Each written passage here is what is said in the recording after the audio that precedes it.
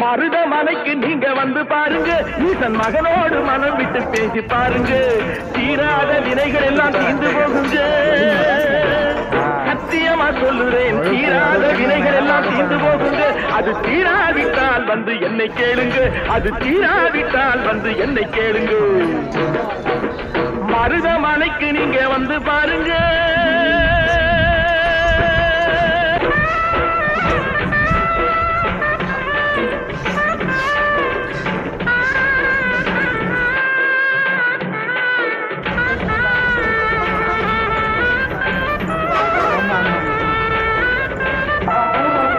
பார்வதியும் சிவனாரும் மிதிச்ச மலை, இங்கு பாம்பாட்டு சித்த வந்து வசிச்ச மலை.